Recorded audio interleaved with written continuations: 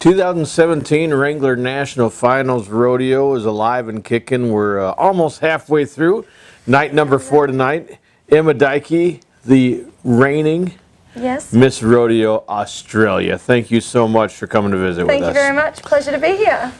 Man, what a great opportunity this has got to be to watch the coronation. And we are going to break it here. The coronation got over about an hour ago. Yeah. And a little birdie told me that the Miss Florida took home the title. I don't know if it's been announced yet, but now we know it. So she has. Yeah, I actually ran into Casey Riggs-Myers downstairs with the resistol, and she let the birdie out of the bag. So. Awesome. I think it was announced about 2 seconds after her name was announced. So yes, it was live streaming as well. So okay, the world got to see it. Awesome. Now you were there.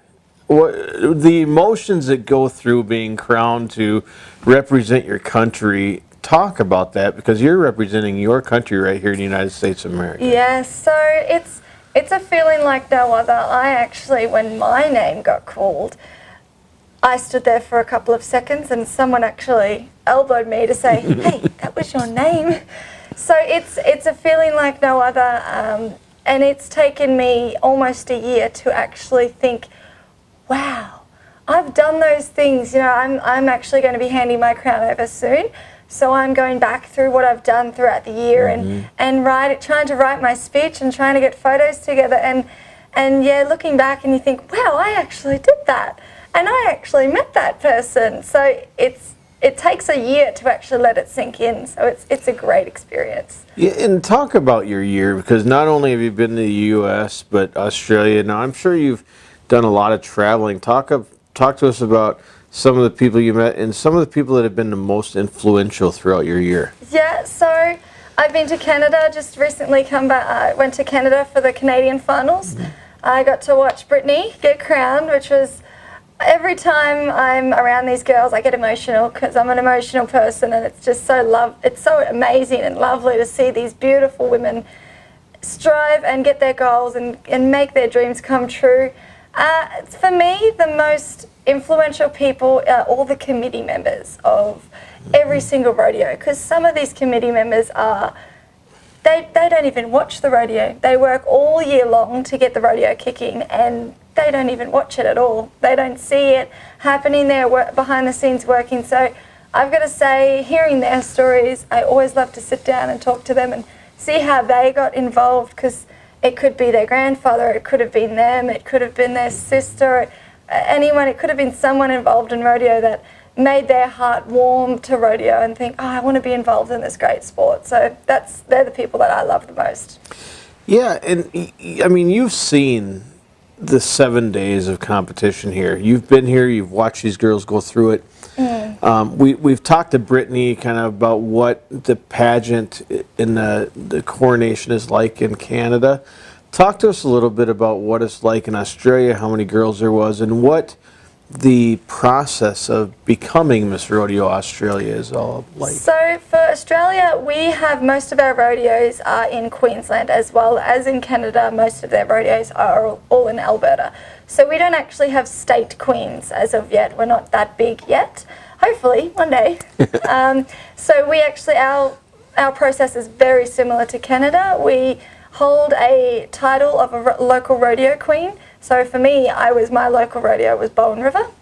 And so I held that, and then we fundraised and made it aware to the town. And I held a few functions to fundraise money for my chosen charity, which was, it's a small business that takes hay to out west, out into the outback, that when people are in need, you know, they have nothing. We've been going through an amazing, a very intense drought at the moment, and these people are amazing what they do. They take their time, and it's non-profit.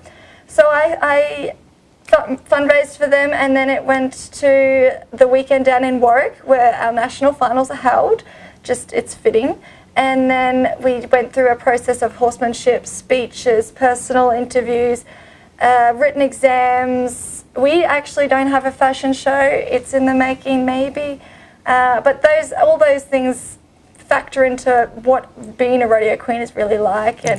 And it's kind of, we're the same. We're all in one room, and we get one mirror. It's about this big for 5 or 7 girls to do all their makeup and be ready by 6 a.m. So it's kind of tricky. They test you. They take all the mirrors out of the room and test you. So yeah, and like any other Queen Quest, you make friends for life. And I have held friendships with the girls that I competed against, and yeah, it's a friendship for life, sisterhood. It is a sisterhood. Now, you dropped a little bit of what life is like behind the scenes for the girls that go through this. They're all bright-eyed and bushy-tailed, but give us some insight. You know, you told us about the mirror, but I guess it never dawned on me. I guess they all had their own type, area, but when you say there's so many girls crowded around a mirror, what else goes on behind the scenes that nobody else gets to know about that people might get a kick out of?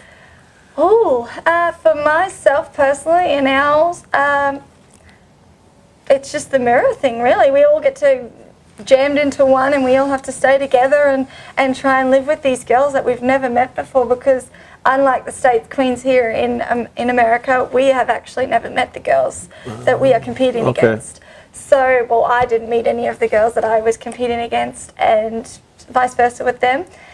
So it was quite hard. You're trying to go into a group of girls that are competing against each other and for one title. And for me, I am not a really girly girl. I might look it, but I grew up on a cattle property with brothers and men all around me, except for my mother. So, and I'm actually teaching my mother how to put makeup on. Oh, cool. So I was very much a tomboy, and going into a group of girls is kind of scary. You don't know how they're going to react, and so that's a bit of a challenge, because you go in there and you see these girls are beautiful and poised and perfect, and automatically you think, oh, I should do what she's doing, or I should speak like she's speaking. But the number one rule is just to stay true to yourself, stay who you are, stay Emma, stay Lisa, stay Brittany. So you got to stay true.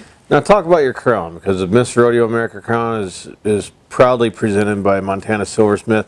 The Miss Canada crown, Brittany said, is Montana Silversmith as well. Give us a little bit of history on the Miss Rodeo Australia crown. Yes, so this here, our buckle, is 40 years old. It's the original. So that's handed through? Yes, this one's handed down each year. At my at the crowning in January, I will receive my own buckle, but this is what we wear throughout the year. Wow. And so this is actually 40 years old. We do have another crown, the original crown, but this is 30 years old. So Bob Berg's girlfriend at the time was Miss Rodeo Australia, and he thought, oh, I'm going to make a matching crown, because he made the buckle. I'm going to make her a matching crown. So he made the matching crown, and then when she handed it over, she left the crown there for us to wear.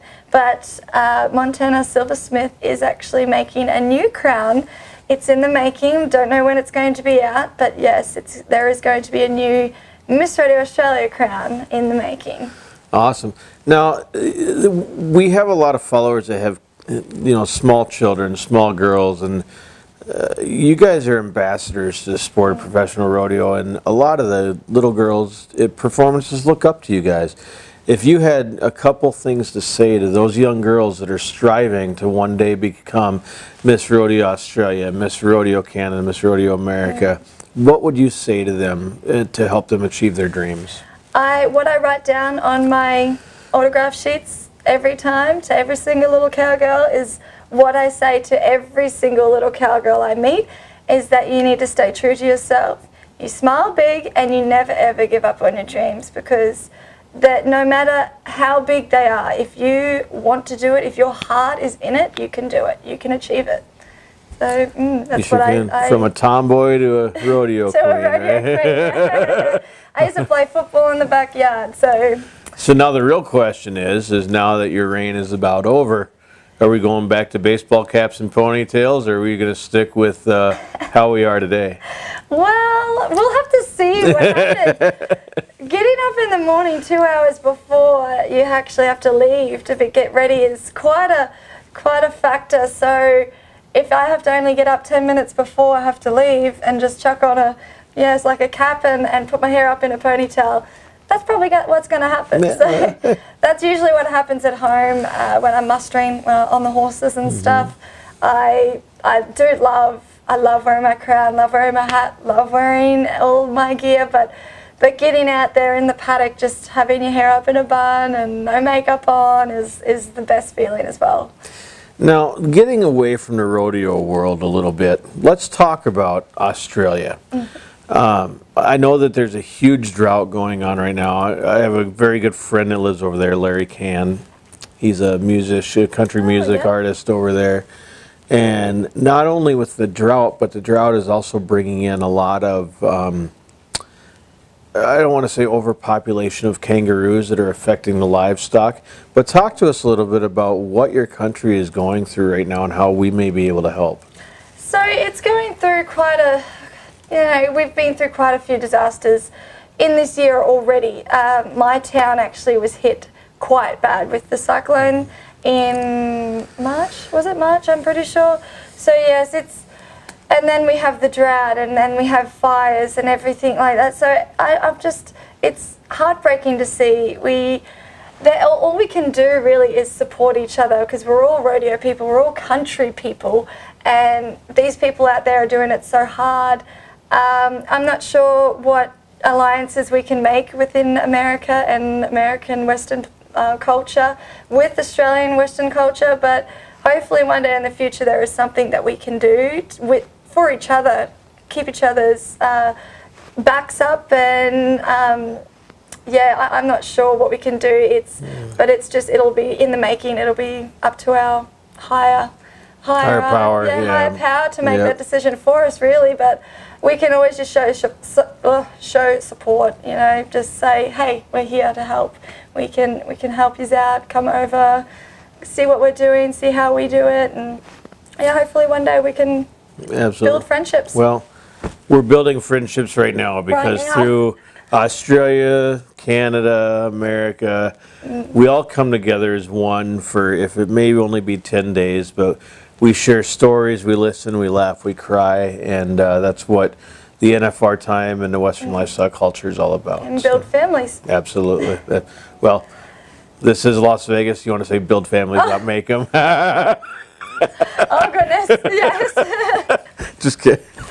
But yes, awesome. So, hey, I know that you just got done with the coronation and you've got some appearances. So thank you so much for coming up and spending some time with us. And beautiful MGM Grand with a great backdrop behind us. So have fun these next 7 days and have a safe trip home, okay? I will. I'm not really prepared for that long trip home, but we'll take it step by step. Absolutely.